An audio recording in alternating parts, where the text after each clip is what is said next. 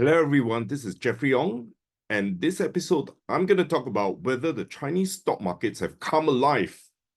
Let's find out. But before that, let's look at my portfolio. I'm up 6.5% year to date, up 20.6% in 2023.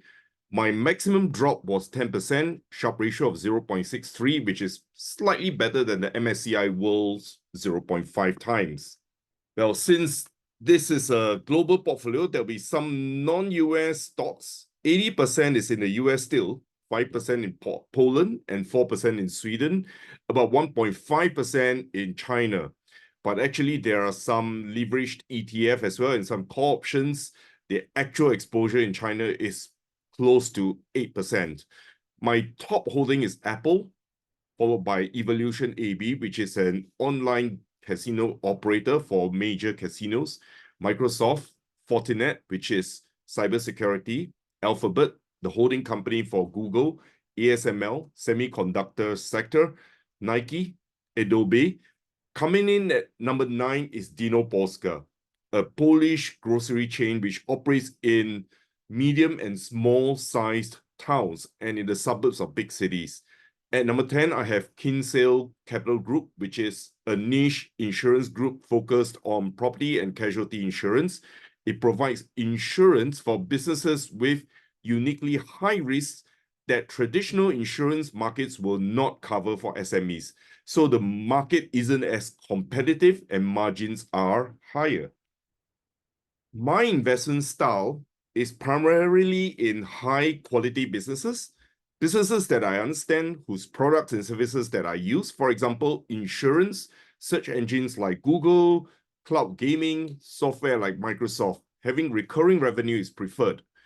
Businesses must have a wide moat. Warren Buffett explains moats as a competitive edge that other businesses cannot eat into.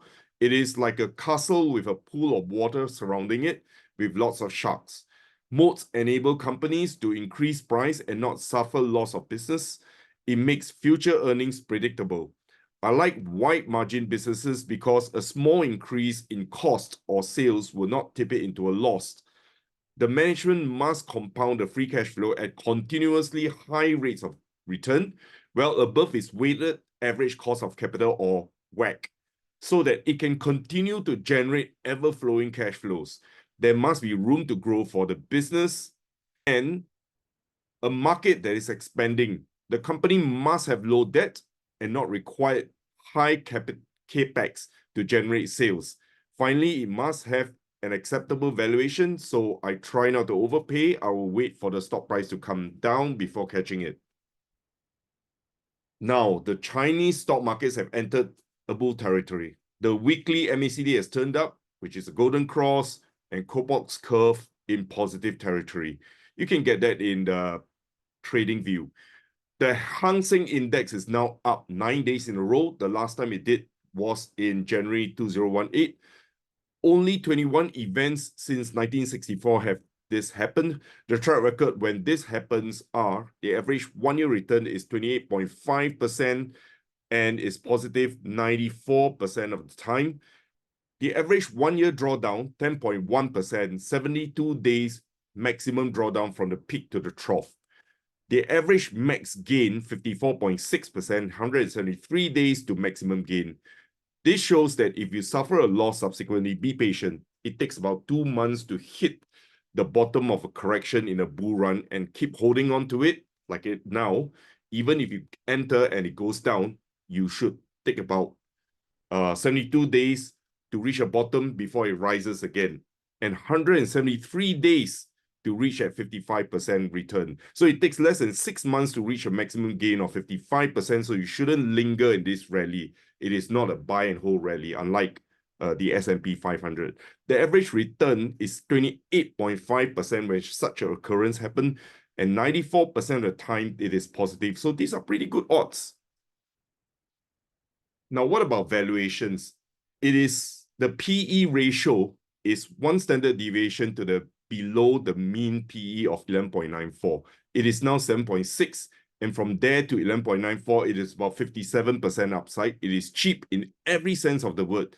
That's why some fund managers have ventured into Chinese equities again.